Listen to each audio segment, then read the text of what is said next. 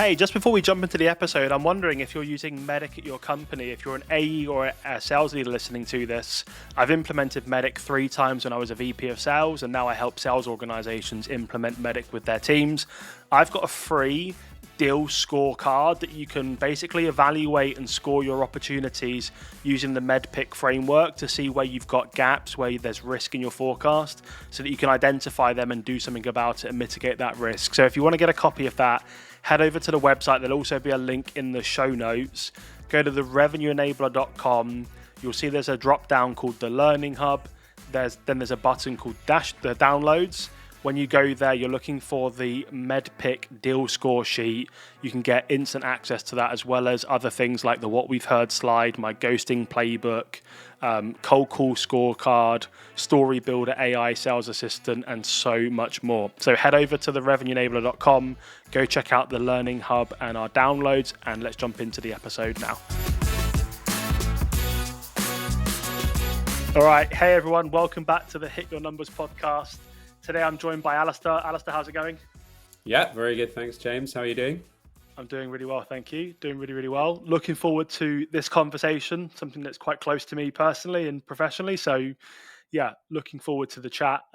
Today, guys, we're going to be talking about how to build future skills in your organization and how you get your sales and commercial team ready for the future so that you make less mistakes and have a better run at and building success. So Alastair, just before we jump into the conversation today, maybe just give the listeners that 30,000 foot view on who you are, what you're up to at the moment, and then we can jump into the conversation. Yeah, sure. Absolutely. So on my background, I've been in sales development roles and sales leadership roles for 12 years now. I started off in the event space and moved into tech about 2 years into my career, working at a startup called Playbook.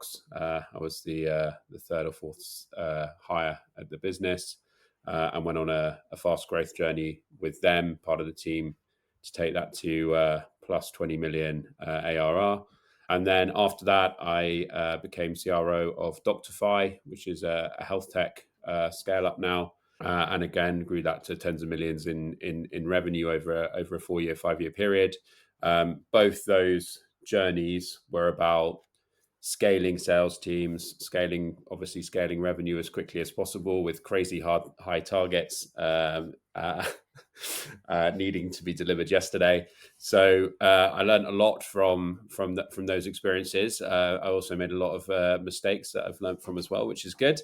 And part of that journey over that 10-year period was a consistent challenge I saw around salespeople ramping and adopting the coaching and learning that a manager or an external coach was providing them. So I founded Tiller with my co-founder Duncan just over a year ago now, with the goal of providing conversational guidance while on pitches, advised in all of that good knowledge from coaching and managers and previous conversations that have been successful, to help guide the seller to maximize the opportunity when they're live in the conversation. So yeah, that's what I'm building now. Amazing. So perfectly positioned to talk about building future skills and ramping new hires. You've probably seen lots of change over the 10, 12 years. I've been doing this for 14, 15 years, and I definitely have. It's definitely got a lot harder. I think it will kind of loosen up again at some point, and then it'll just go through its continued waves, right? But you've probably seen a lot of change in the market over those years, but also in the business growth, when you were building previous technology businesses. I think let's talk about that then, around like building future skills. So, and this will be helpful for, I guess, for the listeners that maybe you've got a rep that's just been promoted into a leader in a startup, or a leader that's just gone and got themselves a new job in a very early stage startup. Where they are today will be very different to where they might be in 2 years' time. So it'd be good to understand from your perspective what skills become most critical for the sales organization as they move from that early stage scrappy business to that mature but still scrappy but more mature, structured, scaled organization. Yeah, sure. I'd love to give the exciting answer, which is just keep doing what you're doing, but do it bigger and it will all be great. But unfortunately, having done it a few times, I've found out that you don't really get away with that, and keep doing the same as what you're doing and just do it bigger and hope for the best. I focus on three key areas whenever I'm talking about scaling a business, a revenue team, which is the process, the content, and the people who are going to execute it. And I think those three pillars of a team, of those three pillars and their approach, can really help kind of guide you from that first step from a team that's all over the place to a more structured team. Once you get to Series A, you can do all kinds of different strategies. You can have way more than three. I think McKinsey has like a 7-thing structure about how you're meant to build a sales team, which I'm sure works amazingly for Salesforce. But in kind of startup to scale up phase, the three areas that I found that have been really, really important are those three. So with process, generally what's been happening is the outbound approach has been probably quite scattergun with some early kind of success in certain areas where you've kind of really relied on a certain channel that you've happened to strike gold upon. And then every new joiner that's joined, you've said, just keep hitting that same channel over and over again, because that's all we know. So the first thing is how you change that process in your top of funnel to make sure that you've got something that is scalable and repeatable, because you can very quickly burn through a market depending on your market size. But at Doctify, for example, there was only 24,000 doctors in the UK, which sounds like a lot. But when you got a sales team making 120 calls a day and you got 20 of them doing it, all of a sudden 24,000 really isn't a lot to go after, and you can end up burning bridges quite quickly. So I think that focusing on changing that top of funnel process is really, really important. Keep the team doing what they're doing, but be fighting to find new things. And then I think also pipeline management goes to a whole new level when you're trying to scale. It's all right to have a top performer bringing in at a 45% conversion rate and some of the team bringing in at 30%, because it's a numbers game and it's okay and they'll get there eventually. But when you start figuring out the targets you need to hit, and some people are achieving only 2/3 of what others are, that becomes a serious problem that you need to focus on. So again, the process of managing that pipeline and managing what's happening there is really important. I think then on the second pillar, which is content, generally in startups, the messaging is very different at a smaller stage. Salespeople have their own way of wanting to say things and have found patterns that work for them. And I think that really changes again when you're trying to scale.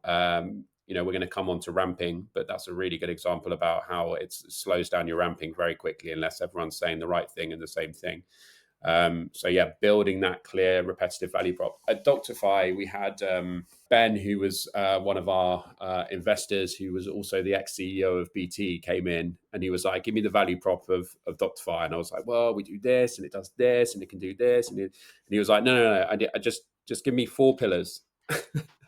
And we went away with the founding team and the marketing team and the customer success team and spent a good 2 months trying to define what the hell these 4 pillars were to get them right, to make sure we covered what we needed to, but we could get it across in the right way. But it changed everything in terms of how the whole org could work around it. It meant that we could be stickier with the customers we were putting through because the messaging was aligned when it was going through to customer success. It meant the marketing team were able to send out messages around just those 4 areas and really focus on them. So yeah, I think that area is really important. And then finally, the other thing that you really need to change very quickly is how you manage people. You've got to give them career paths. You've got to give them a structured commission structure rather than saying next quarter it might go up. And you've also got to heavily invest in development and training, because people are sticky to your organization when it's younger because of the hope of how it's going to build up. And, they might have some shares in the game, or it might be an exciting story for their CV for the next thing.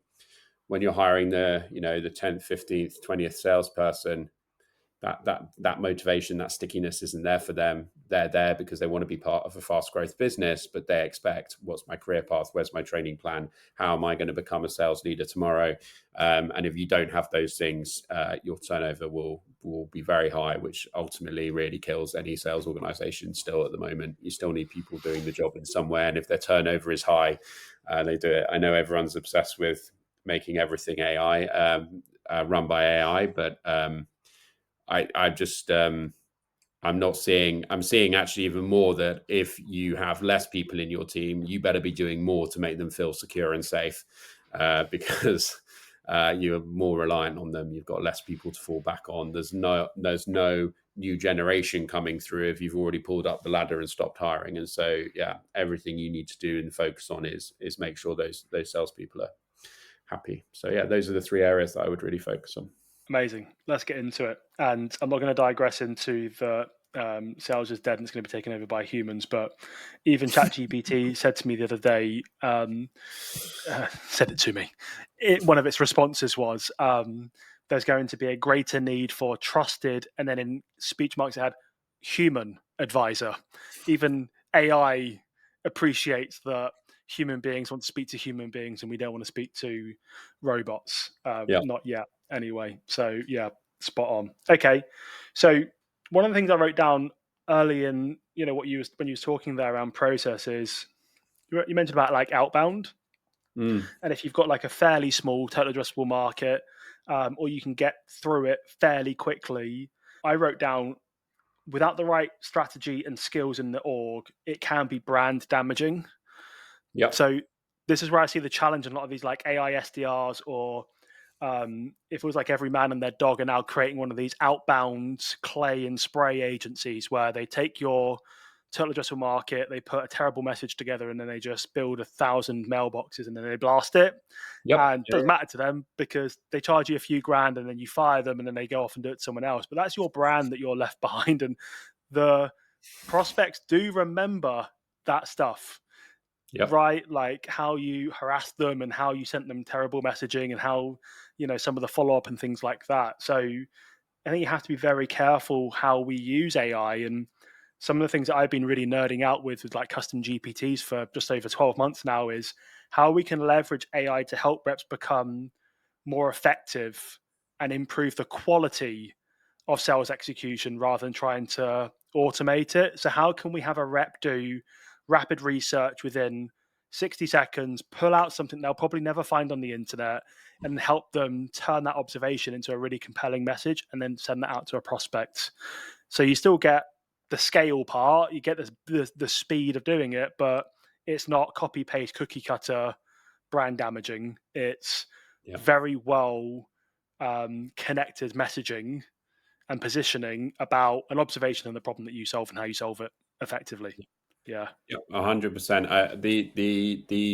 The amount of money that got plowed into AI SDRs is quite shocking, and I won't say the company, but the churn numbers that I was told happening 3 months, 6 months later from those people that had raised tens of millions of pounds was pretty shocking. And what was even more funny is they hadn't even hired a head of customer success already. It's just like Jesus.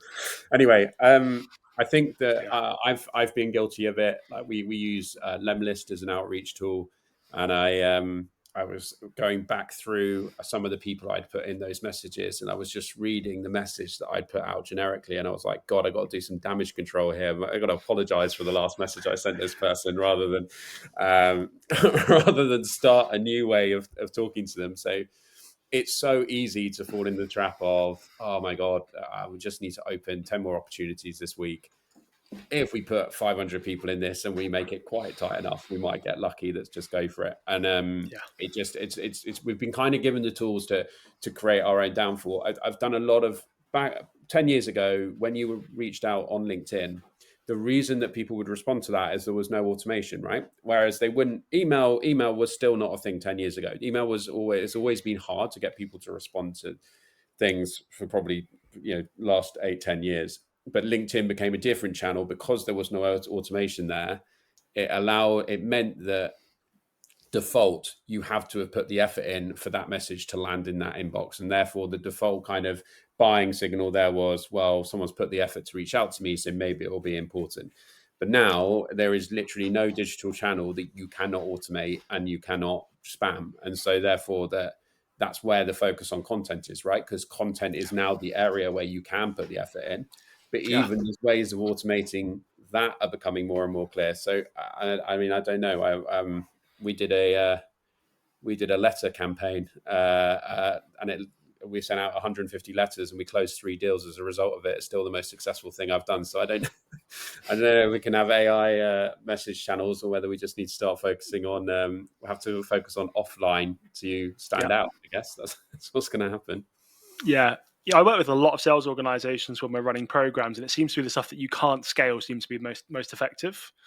Yeah, The stuff that you can't automate and you can't spam out, like handwritten letters, like making cold calls, like you can use power dialers, but you still got a human being, yeah, driving it, and being able to course correct and things like that. And yeah, you're spot on. Like from a content perspective, like whenever we start a program, it always starts with positioning, and it's amazing. We go into an early stage startup, or we go into a mature org that's got 40, 50 enterprise AEs, and they can't clearly articulate what problem they solve, how they solve it, how they solve it better or differently, where's their evidence, proof points, customer stories.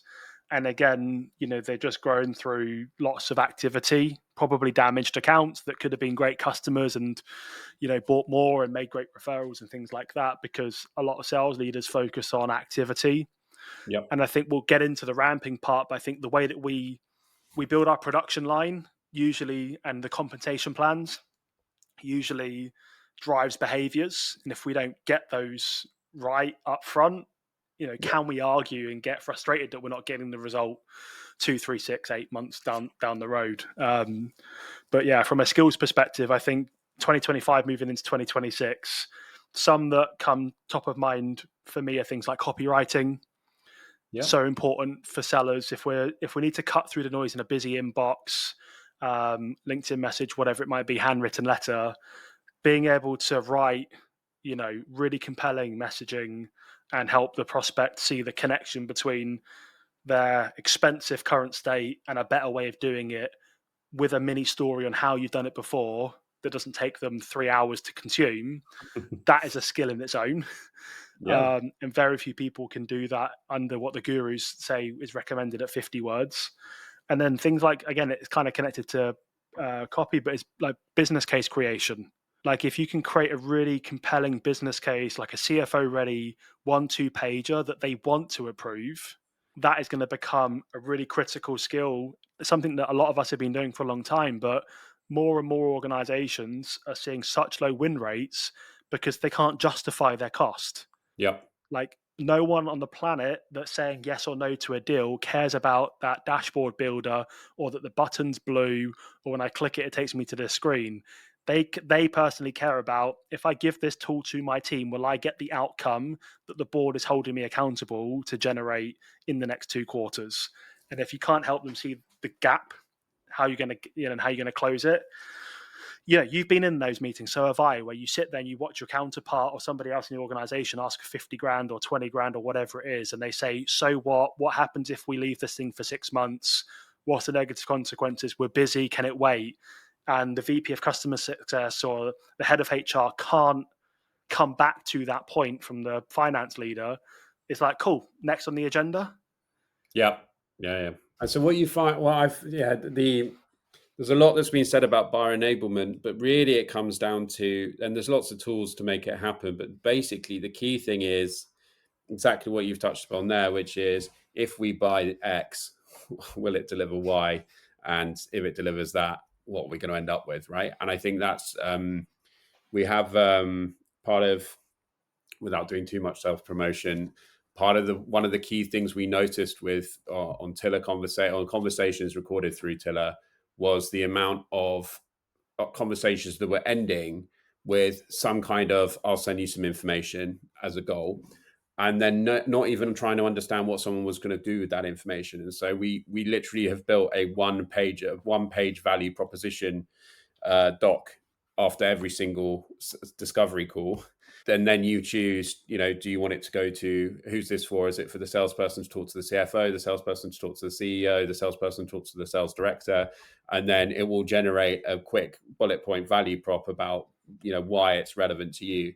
And I love it. We use it all the time. And it's interesting how much quicker deals move when you go, you don't send lots of information over, you just go, we're getting it, we need to get this because it's going to do this and it's worth exploring it further, let's get another meeting to understand that more. And almost nothing matters if you haven't got them to buy into that pain that they've got, or they're saying this is a really big problem for me, and you've made that happen in the first place. But yeah, that kind of quick understanding about why I should even bother carrying on this process, I think is and you need that across all the decision makers, and everyone's a decision maker these days. So yeah, Yeah, I'm totally with you. I think that problems that bit you're touching upon there is the skill that I still think is been one that for a long time that has always been the best salespeople, and they're problem solvers. And so by having that conversation, identifying those problems, and then presenting your solution not out of the box, but how it will solve those specific things,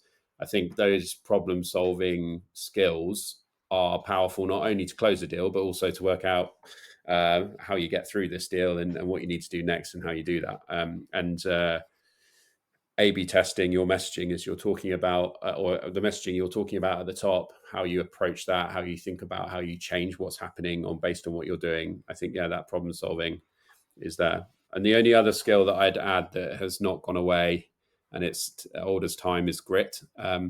It yeah, is it is an incredibly confusing time where every other article you read on LinkedIn is someone in a sales job going, "Oh, great! I'm being told I'm not going to be in a sales job in a year's time. No one needs me anymore. What's the point? What am I going to do with my life?" So you need to have a bit of determination to keep going with that, and ignore all of that and keep focused and keep building what you're doing. So I think, yeah, that is also old as time, right? You need the grit to keep going.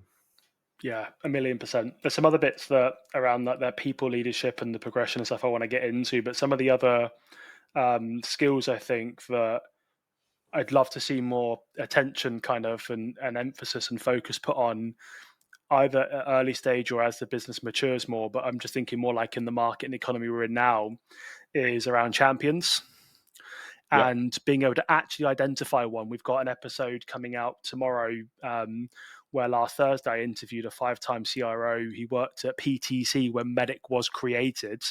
Nice. And we spoke about just developing champions. And it's something that I've implemented a few times when I was in my VP roles, and now I help others, implement it in their business. And everyone says no champion, no deal. But when they're actually running it inside their organization, there's very few managers that sit down with a rep and go, have we identified a potential champion inside of this account? The rep says yes. And they go, okay, cool, move on. There's no scoring framework to say, got it. Why do we think that person could potentially become a champion? Because the only time we can actually really prove that they have is when they actually take you to the economic buyer. Because part of qualifying a champion is they have access and they're selling for you and they're prepared to take you there. So I just think, like, as a sales organization, as the market staff, and you're trying to drive change and change management, it's probably another, skill that, reps in mid-market enterprise sales need to think about. Like, do I actually have Alastair as a champion? Does he have a selfish vested interest in my success? Does he actually want to put his name to this and potentially damage his internal reputation? He might be trying to grow his career, might be going for a promotion, might have equity or share options. If he makes a big mistake, he could lose his job over it. Does this person genuinely want to go through that with me? Because if not, why would they walk the corridor to Yep. drive consensus and make their way to the CFO's office to get approval? And again, a lot of people talk a really good game on LinkedIn about medic and champions, but very few people actually know what one looks like, knows how to qualify one, how to enable them, how to multiply them inside of a big deal. And they wonder why their deal stalls.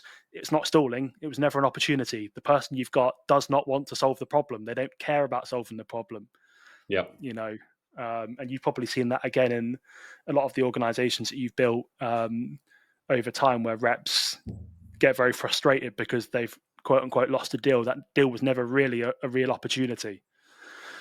Yeah, 100%. It happens a lot. It's why pipeline reviews are so horrible, because you sit down and you challenge the person who's hopeful about that lead, and then you go, Yeah. well, really, you found out that Terry might be interested in the solution, and you called him Tezza, so you think he's your champion, but really, Yeah.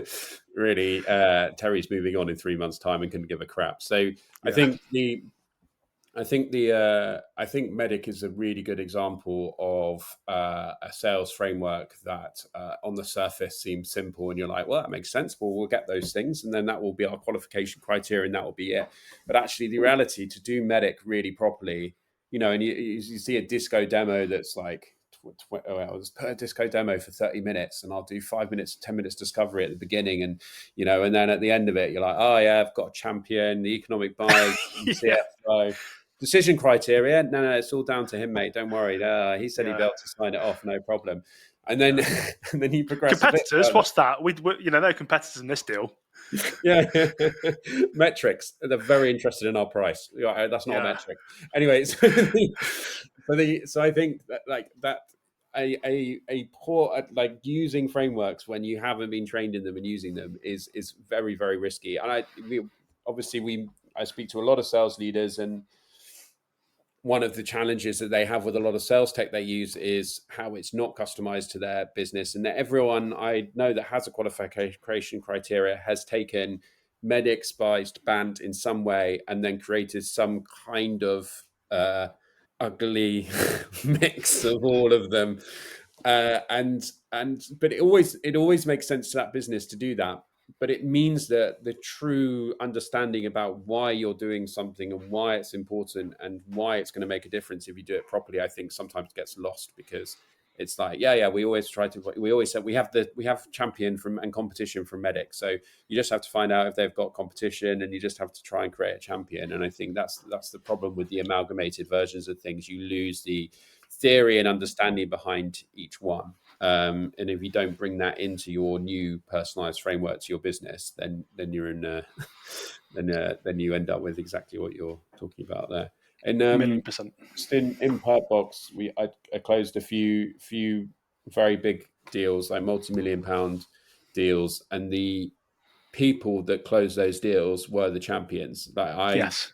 was on a fantastic ride along the way, giving them all the information they could possibly want and whatever they wanted from me. I'm seeing the CFO, I'm going to have to see this model, this model, this. Yeah, great, I'll do it for you, send it across. And then they would work on it before it got put forward, right? So if you ever want to close any deal of any significant size, you need that champion. You need that champion ready to go. And so I know that people say the best thing to do is find the decision maker, and I'm not going to necessarily go against it. But if you can find someone who's super ambitious, that has the ear of a decision maker, and is like, I love this, I'm going to drive this forward and make sure that happens, arguably better than the decision maker, because the decision maker is not going to go on that journey with you.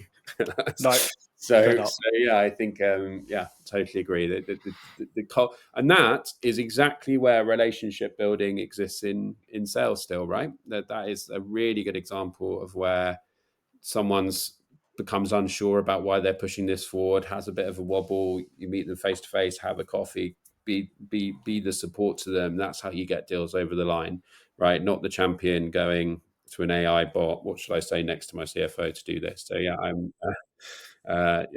totally with you.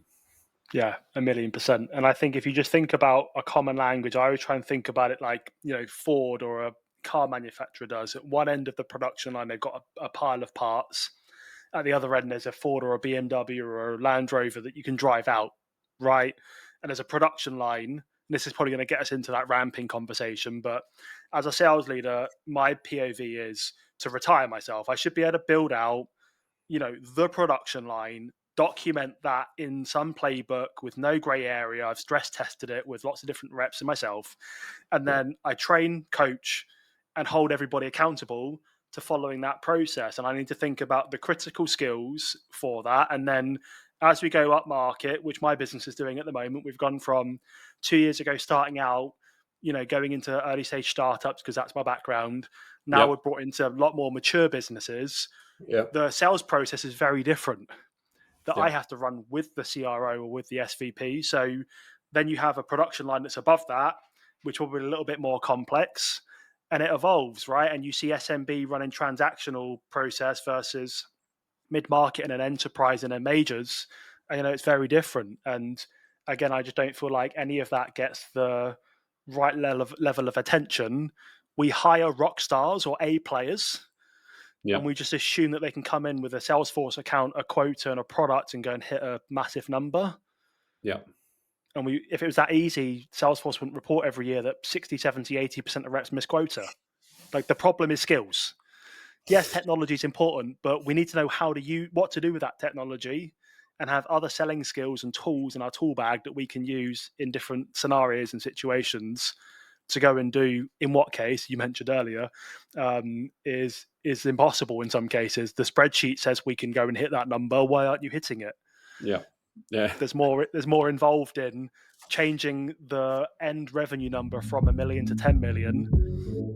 So we've built the leading skill optimization platform with 400 plus sales lessons, 12 courses from prospecting all the way through to late stage deal negotiation and more, one-to-one sales coaching and AI sales assistance. And I want to give you 7 days free access to the platform. The reason I want to do this is because nobody gets a degree in B2B sales. And after training and coaching hundreds of sales reps and teams in the last 2 years, most haven't mastered critical selling skills, and it's preventing them from being promoted, earning great money, and building a great career in B2B sales. So go to the revenueenabler.com, grab a free trial, and join hundreds of salespeople that are closing their skill gaps and mastering sales. There's a link in the video description. I'm looking forward to getting you set up. Give me a shout with any questions. Right, so it's creating that production line. So talk to me about ramping then, because you've probably been through this a lot with reps over the years. What do you see like as the most effective strategies for getting new hires to be super productive fast? Yeah, well, I don't want to offend anyone I've hired, but I try to avoid hiring A players or rock stars as much as possible in a sales org. Because I'm trying to build a process and system, and I'm not trying to rely on, the goal is not to have 5 people hitting target, arrogantly walking around the office, mouthing off while the other 25 sit quietly and get upset about the situation. So I think it's Aaron Ross's book about coachability, in terms of talking about like what the ideal person to hire is.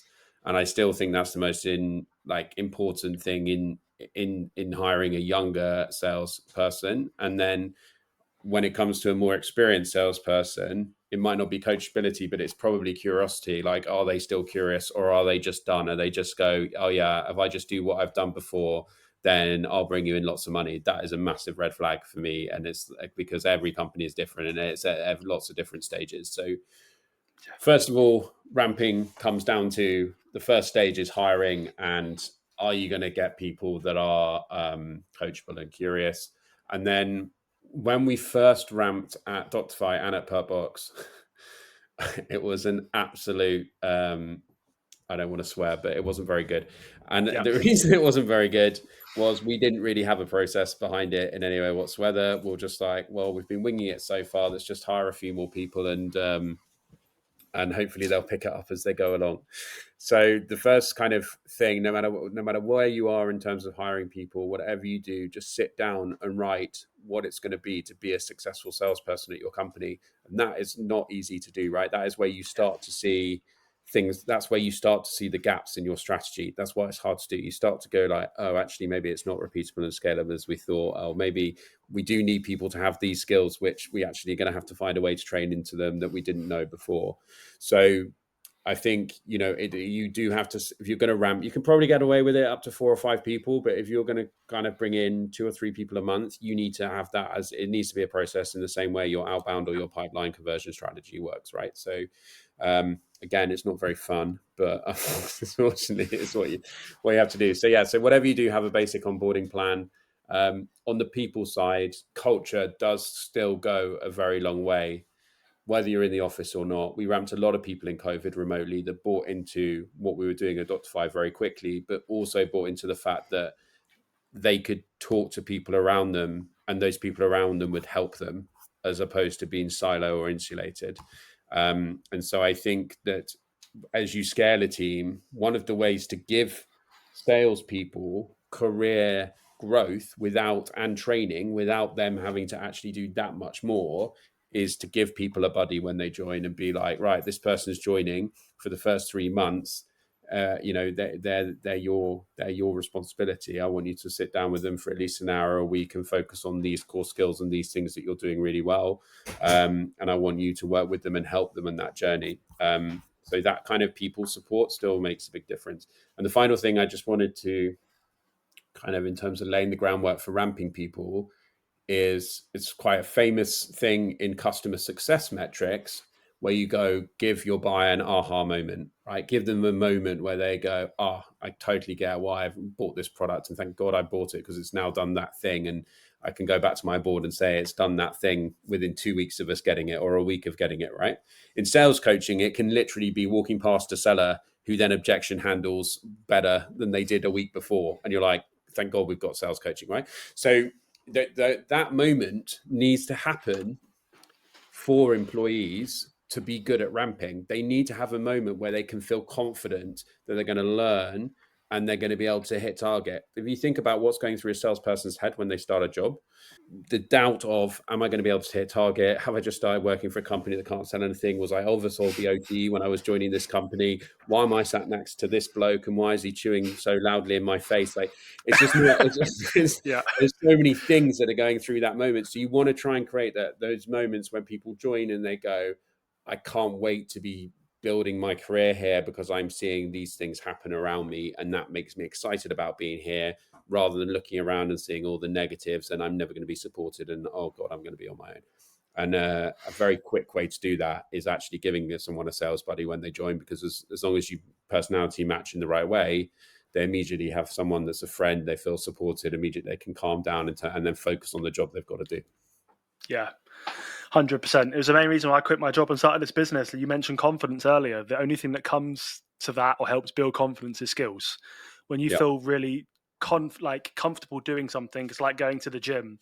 If you wanted to go and do really heavy bench press, I'd be terrified right now because my technique's probably not there. It's been so many years since I've done it. But if, Yeah. again, somebody taught me how to do it, showed me how to do it, gave me some feedback on some lighter weights, I'd feel confident to go and lift something fairly heavy. Yeah. Right. And something that gave me confidence to take that step and start this business was, and you probably saw this as well in your roles, is wherever I went, the playbook just seemed to work. I had to swap out the variables to match the context. But if I could hire the right person that was intelligent and coachable and they could adapt, I could like move the needle 1 or 2% every single day, they would become confident very quickly and they would go and do magical things. Yeah. And that is it. And I was literally talking to somebody earlier today on an episode, and they hit the nail on the head, and you kind of spoke about it earlier, is like fail fast.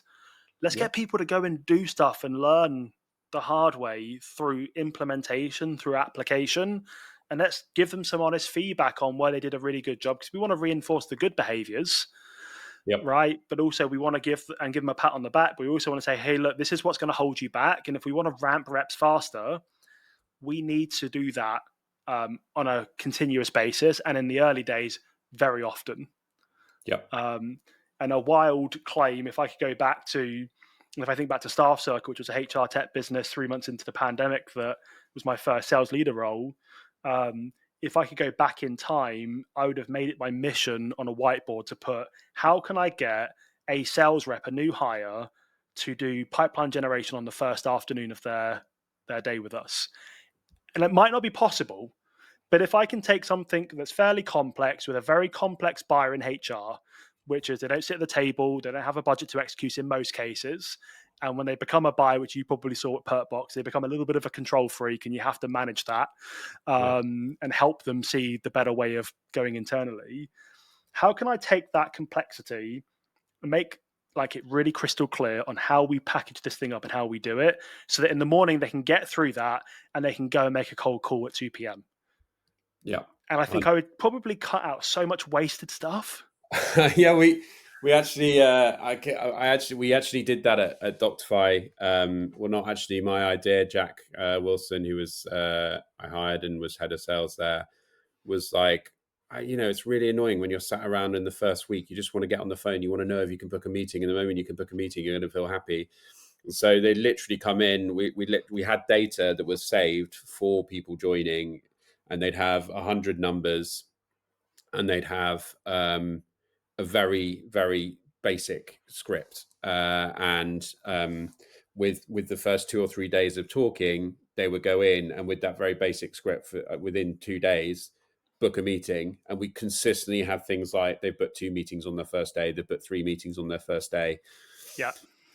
Which is amazing when you're then sitting down with another salesperson who's like, oh, it's just really tough this week. It was like, well, he's just starting, he's booked 3 meetings in 1 day. So you need to back up.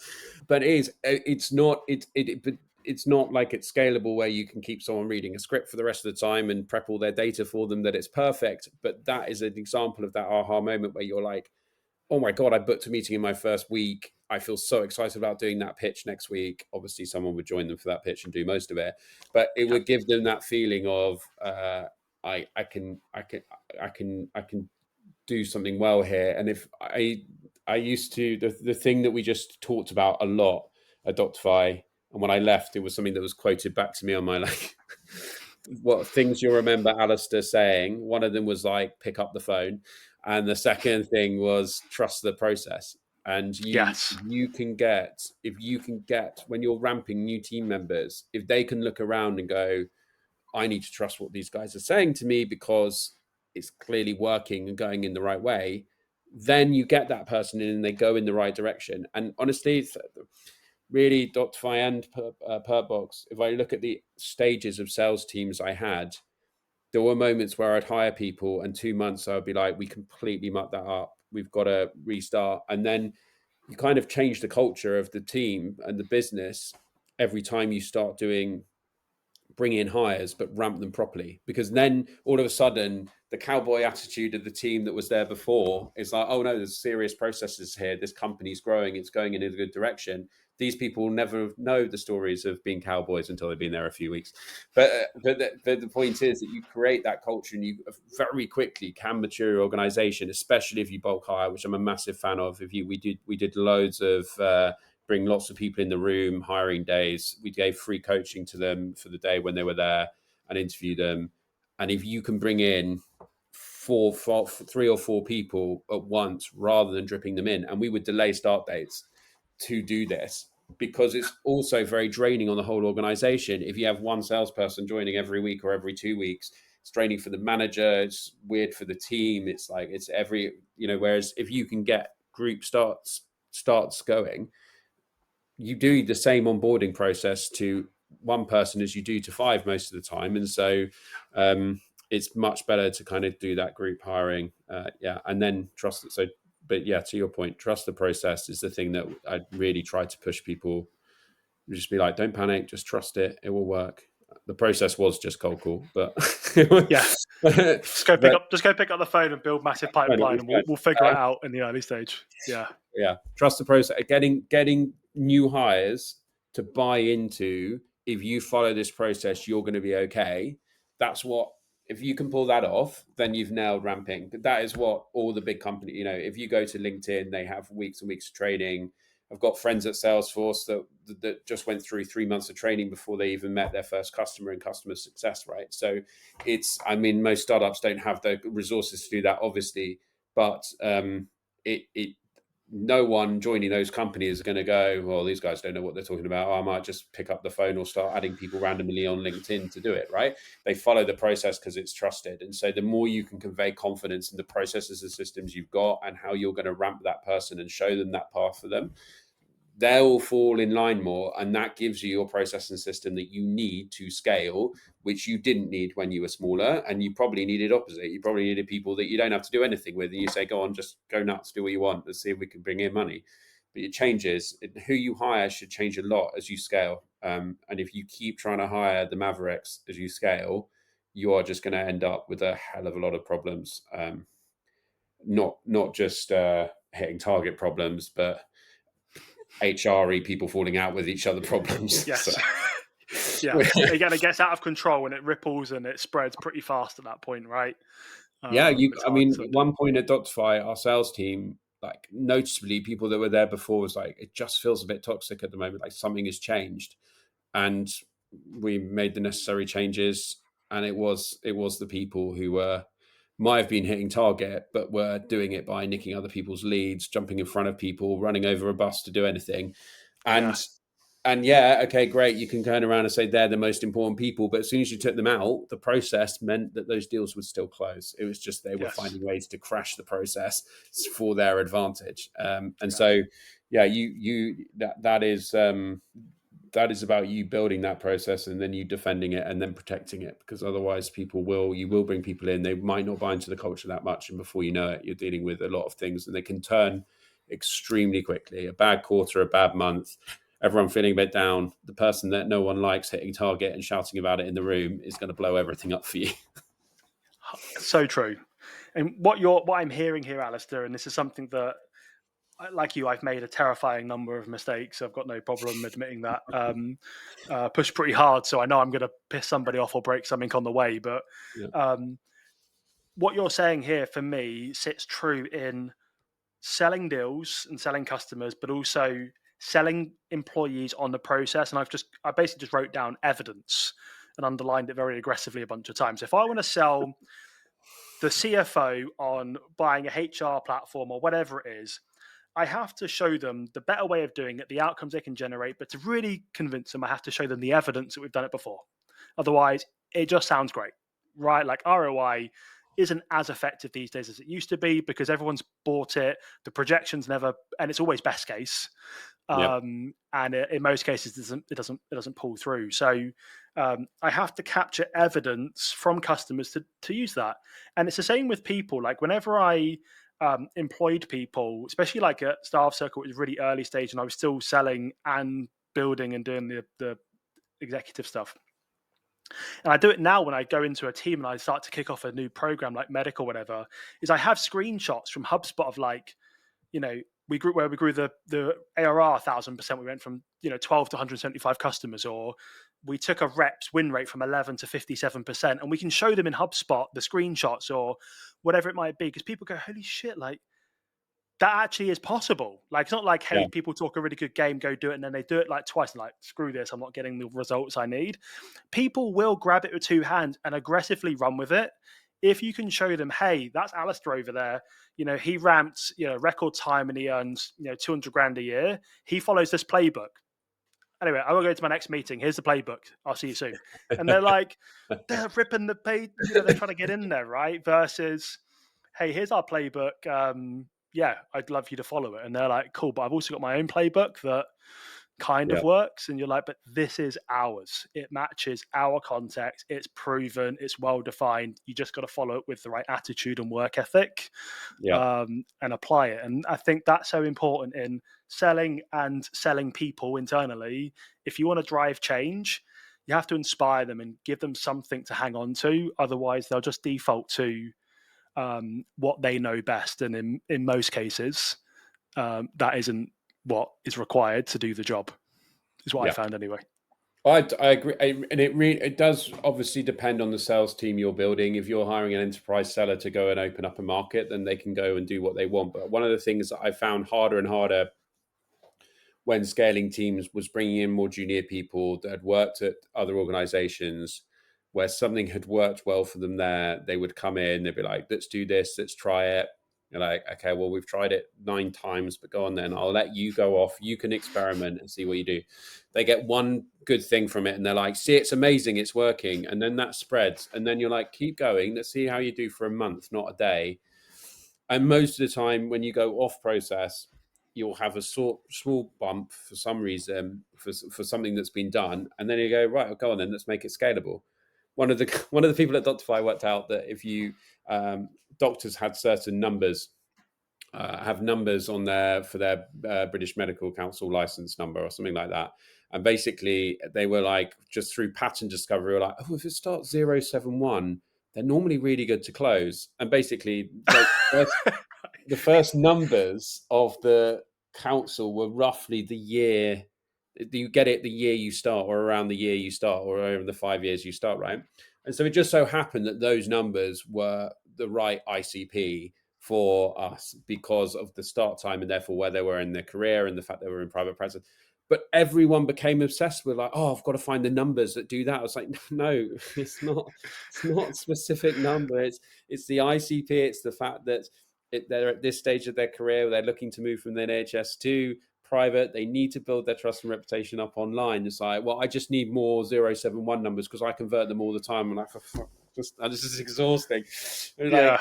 well, there's only 400 of them in the whole country. So how do you want to scale this then? Everyone gets Yeah. 5 each. So Yeah. yeah, the goal of a salesperson is not the same as the leadership, right? The goal of the salesperson is, how do I hit target? How do I guarantee I go past target? How do I look good so I get a promotion? And a lot of the time, how they do it, they will be rewarded for hitting a number, not based on how they did it. And so what Yeah. you end up with is, and if you start rewarding that behavior, you can get into trouble really quickly. So ramping salespeople comes down to getting them to buy into that and being like, are you going to be a person that is going to stick to this, follow this, and do it? Or are you a person that's going to go off and do your own thing? And it's also, if you're a salesperson that wants to go off and do their own thing, that's awesome. It's just not great to be in a scaling, repeatable sales organization, right? You can go and do that at any startup you want. Right? Going into a company that's already scaling and saying, I'm a maverick, I can do it my way. It's like, I Yeah. don't know, going to a Premiership football club and being like, oh, I'll be great.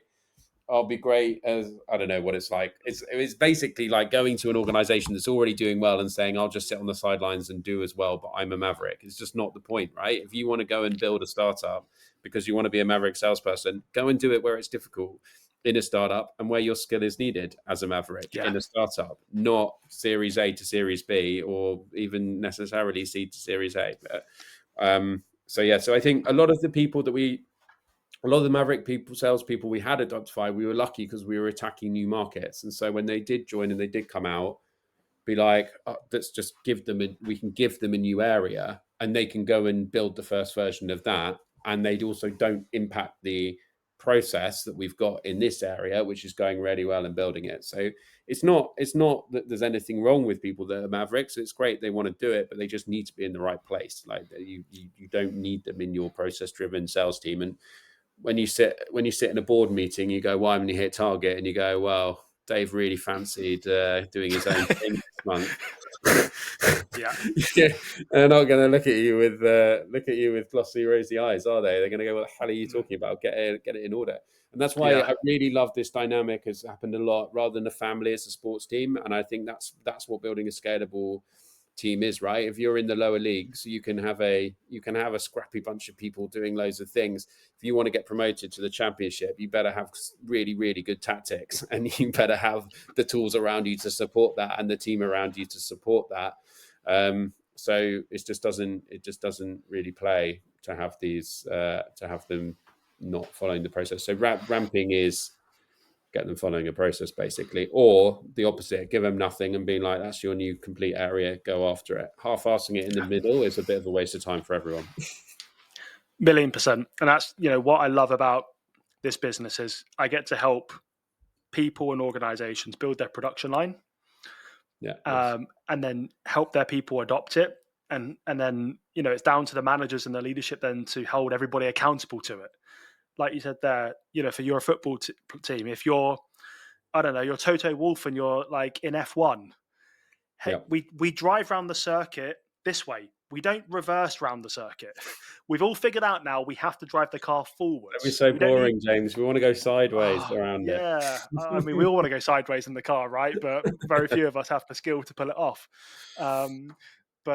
Yeah, I think, that's the thing about sales, unfortunately, is, our strapline is nobody gets a degree in B2B sales. Like, I didn't go to university and I definitely didn't get a degree in pipeline management or pipeline creation.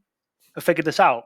Yeah. And it gets even worse when you become a sales leader. Nobody teaches you how to have tough conversations, how to recruit, how to onboard, how to run a one-on-one, how to set goals, how to build the team, that kind of stuff. Again, you make the mistakes. They're just so much more expensive and they're Yeah. so much more, bigger, right? And that's why I love interviewing and getting people like you on the podcast, because, we've covered some really key things: process, content, people. We need to get that part right. Otherwise, scale, repeatability is really, really hard. Yeah. Like the process part, for sure. Like if you've got 10 reps that run 10 different sales processes, next to that, I wrote down common language. But if you've got 10 different people running 10 different sales processes, that's very, very hard to coach and repeat. Yeah. And then you bring in a new rep and you basically just go, hey, there's 10 different ways to sell. You pick the one that you like, Yeah. and maybe it'll work. Definitely Yeah. won't. Yeah. right or very unlikely it'll work, and then you wonder why you hit all of these walls and get frustrated and burnt out, and and lose the gig. So yeah, killer process, content, people. Make sure you build the right skills for today, but also have that forward-looking view. Where do we need to be tomorrow? Why will that world be different to where we are now? Is it going up market? Is it breaking into Germany? And we know that selling to Deutsche Bank is very different to selling to a mum and pop shop in Leeds. Very, very quick anecdote on that. When we launched Doctify internationally, we launched in the UAE during lockdown, no problem. Launched in Australia, no problem. Launched in Yeah, Austria, it was okay. Launching Germany was like running into a brick wall. It is the most difficult market you could ever go to in Europe. It is incredibly hard. So anyone thinking about going to Germany, take a really, really big deep breath and really, because it's basically you've got to approach Germany like it's the US. Like you just have to put boots on it. Imagine it's a completely different thing. Anyway, yeah. yeah. Sorry. I've got PTSD from launching in Germany. I've not launched in Germany, but I've done a lot of deals in that whole region, and yeah, I've lost a lot of hair, as you can see. Yeah, it's just Um, just the way they approach business is just different, and it's not worse. It's very different, and Different. you can't. If you want to talk about processes, your playbook in the UK is not going to work in Germany. Nearly every other country, you can adapt the playbook you've got in the UK to kind of give you a base level. Then you change and adapt it as you build. Germany, you have to rip it up and start again. Yeah, that's the fun that we all sign up for, right? I mean, it's great fun trying to discover it, but it's you got to be ready with the energy to discover it. Yeah, and you need to make sure that your other business is pretty mature. Some of the startups I've worked in, we've gone, hey, let's just go and do the US or do Canada or do Europe, and we're like, we haven't actually properly figured out, how to do it on our home soil first, and then the panic kind of kicks in. So, Yeah. yeah, get the process now. Alistair, that was killer. Anything you would leave the listeners with, like as a major takeaway? I think processes can sound really boring and without stereotyping, most salespeople I meet aren't in it for building processes. Otherwise, they'd be in an ops role. But I Yeah, think that the thing about the process that you're building is seeing it as a path to selling. Right? No, it's if you're selling ecom online, you don't expect to just have one page with the product on it and click and a buy button and go, that's going to work, right? It's not. You have to do loads of content around it. There's loads of funnels. There's drop-off buckets to do. So the whole process around it, the excitement is building that and finding that, and what else can we put in to make it work? What should we not put in because it's going to overload it and not work anymore? And I think if you look at the goal of most people at the moment is how do we just have one tool that does it all, and that is not building a process, because it's not every organization can use every tool in exactly the way it was built for that specific thing. There's and especially at startup and scale up. So I think have fun finding that process. The fun is in building in scaling is before we had a few people on the phone sending some emails and we were kind of getting there. What is everything available for us that we can turn on to really scale this thing and make it happen in a much bigger way? And I think when I talk to a lot of sales leaders, there's a lot of we've hired RevOps to deal with that, and I think that I think is what needs to change. I think sales leaders need to be much more operationally focused. I don't think you need to get rid of your RevOps team. That's not what I'm saying. I love RevOps. But what I'm saying is that as a leader, you need to enjoy that bit more and get into it more and be that what pieces are we putting in place to make this process really fly and support my team doing really well, as you were talking about with the AI prompts.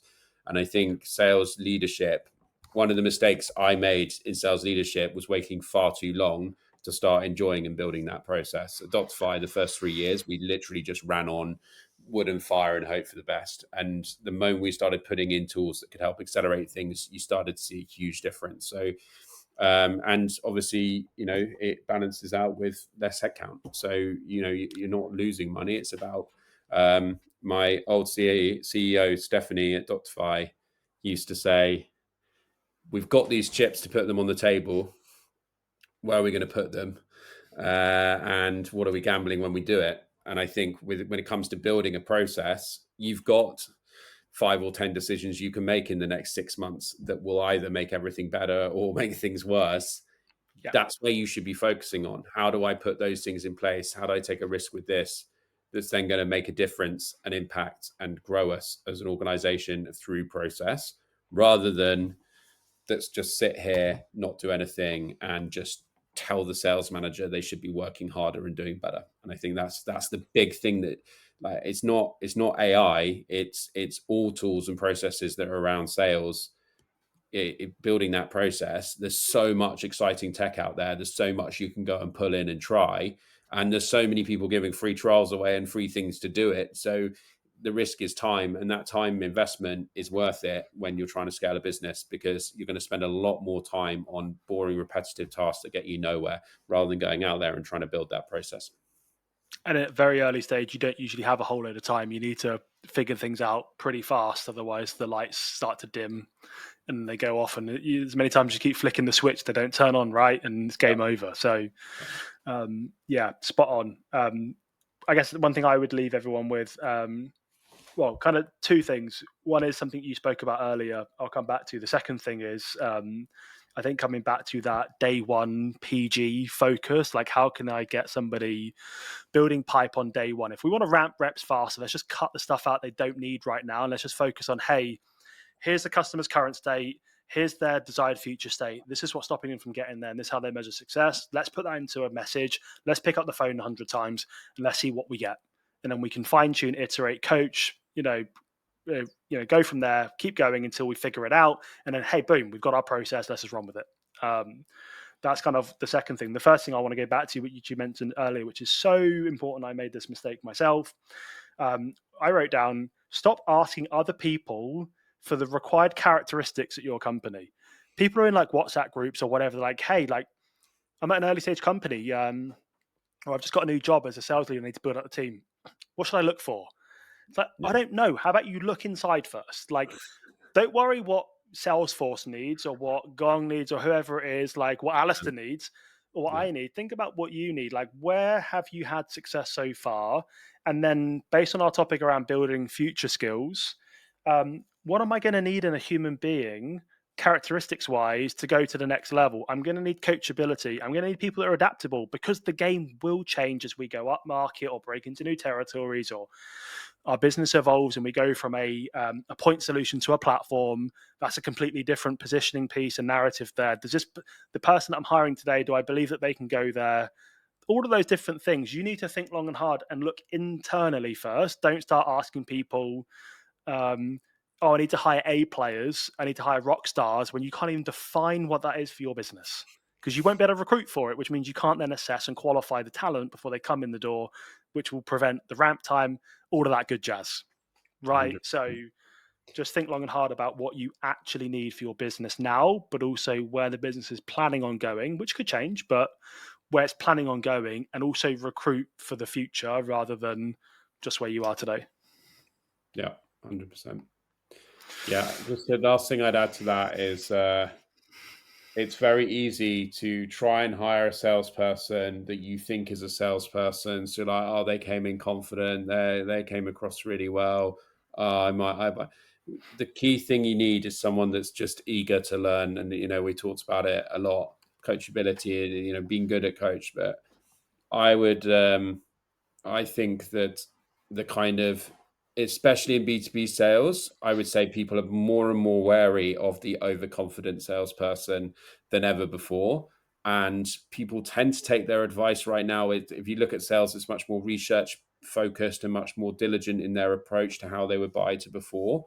So find the sales nerd, find the person that's eager to learn, that's going to build up a relationship with someone, and that's going to care about what they're doing more than just the cash, and that will make a huge difference in your organization and what you're doing. It really will.